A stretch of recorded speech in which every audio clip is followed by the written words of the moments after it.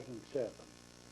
This is the beginning of an interview with George Clayton Sumner. We're located at the First United Methodist Church in Burleson, Texas. Mr. Sumner is 85 years old. He was born in 1921, October 6th. My name is John William Arnold Sr. And this is sponsored by the Burleson Heritage Foundation in Burleson, Texas. Okay, Mr. Sumner, state for the record what branch of the service was you in and which war did you serve in? I was in the Army Air Force, and I served in World War II. What was your rank and where did you serve? I held the rank of captain, served in the European theater. Now then, what was your most memorable occasion and some of the things that you remember about your service in Europe? Which country were you in, mostly? Okay, I served in Italy, France, and Germany. All right, and then which was your most memorable occasion? I think the most memorial incident in my service was actually the shock of the beginning of the war. Yeah. I was a senior at Texas A&M University in 41 actually. On Sunday, we were in the dining hall and heard that there was a Japanese attack. Several of us immediately went to a nearby student's room who had a radio, and we heard the account of the Japanese attack on Pearl Harbor. There was silence between us, but we all knew that our lives had been markedly changed at that instant. And certainly it did. The program was accelerated, so we graduated early. Our graduation was on May 16th, 1942. We went on active duty on May 17th. I had been a member of the Reserve Officer Training Corps. Therefore, I went into service as a second lieutenant. I wouldn't have been able to go to college if it hadn't been for ROTC, because there was a small stipend paid for being in it. Having finished a degree in electrical engineering, I was assigned then to radar, which was a new thing at that time. By the way, even the word was classified. It was one of the things, or probably the thing, that saved Britain during the Battle of Britain.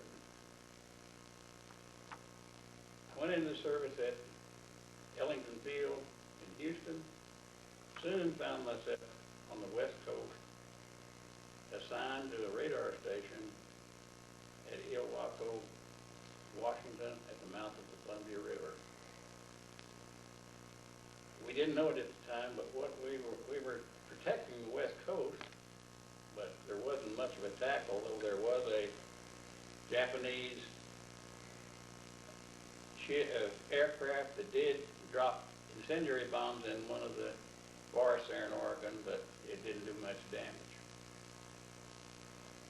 About 2 years later, a year and a half later, we got our call to move unknown destination. We went to Camp Pinedale to get new equipment in Camp Pinedale in California. We were in the final practice runs and getting shots up to date and qualifying on all the weapons again, personal weapons again, and shipped out to Hampton Roads, Virginia, on a Liberty ship headed, we found out a couple of weeks later, to Naples, Italy. That voyage took 29 days. In February, the sea was pretty bad. We arrived in Italy and went into service right after that with a radar station, trying to, supporting the Army, the 5th Army, trying to dislodge the Germans who were south of Rome at the time. 3 or 4 months later, they did break through, took Rome. I was privileged to have one visit to Rome before getting orders then to go back to Naples and assemble on a ship, another Liberty ship, to join the invasion of southern France. On D+1, they loaded our equipment, our radar equipment, onto an LST, a tank landing ship, and we went on the beach. That first night we camped in a forest. Everything was quiet. In fact, we had an easy time of it. The Germans ran. They didn't stay to fight.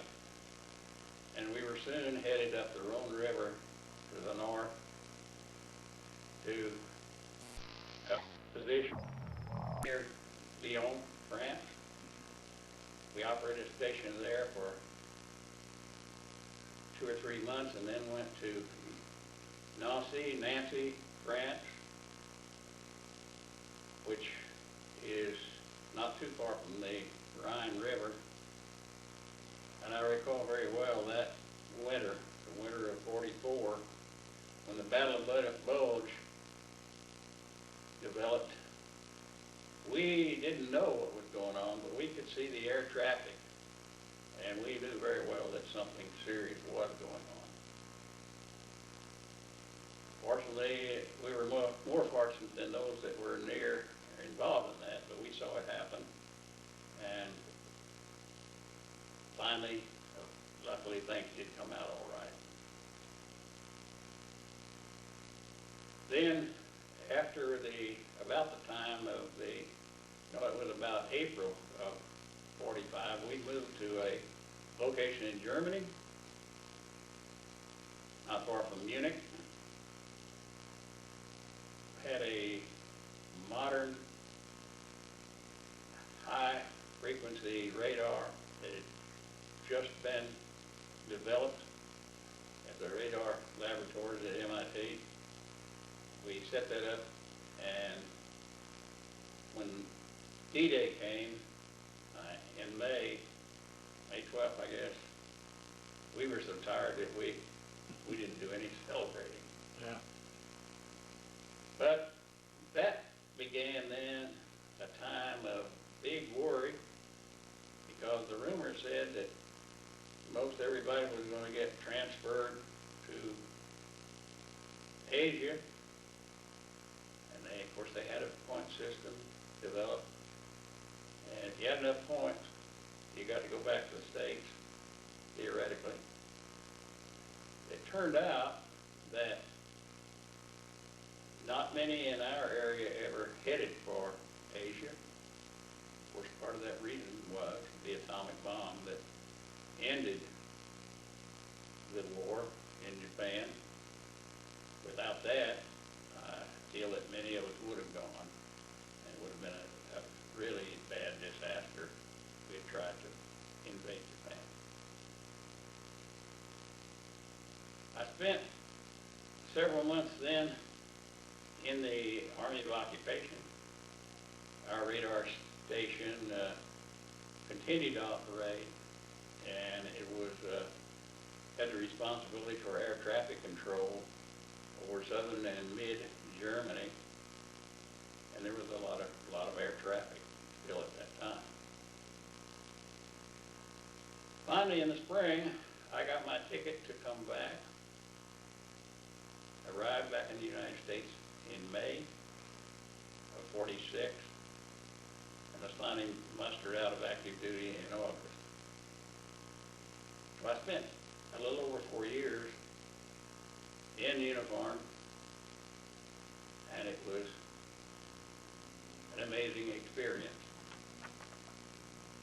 Fortunately, I did not have to do much bullet dodging, but hopefully we did contribute to the overall effort.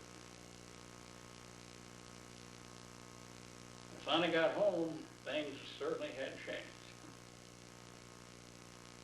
The first job I had was with an electric utility company. When I applied, they asked me how much salary I wanted. A friend of mine said he a former roommate said he was working there, and he said they paid him $200 a month. So I said, $200 a month. They said, okay. Well, it only took about 3 or 4 weeks to find I couldn't live on $200 a month with a wife and a young child. So I had to scratch around to get something else. But hopefully I did help in the war effort. So that's my story. Sounds real good. It sounds to me like you helped a whole lot during the war area. And I just want to tell you that I know everybody appreciates what you did. Do you belong to any veterans organizations? I do not at this time. Not at this time. Do you attend any reunions of your former No. military organizations? No. No? No. Do not. They're scattered, and as far as I know, don't have them. How many children do you have? I have 4 children. 4 children? Yeah. That's great. I know I have Nancy. a son who served in Vietnam. I see. Oh, a son that served in Vietnam? Yeah. Uh-huh. Well, Mr. Sumner, we appreciate you coming in and telling us your story, and appreciate you serving your country. And it's just been a great experience for me to get to be able to talk to you. And Thank this you. is the service record of George C. Sumner, Captain.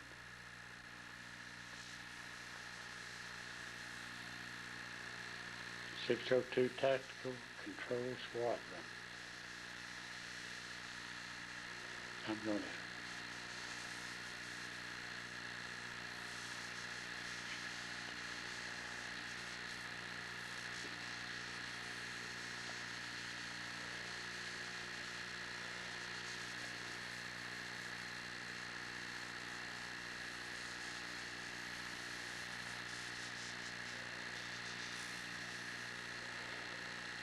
this may not be the best of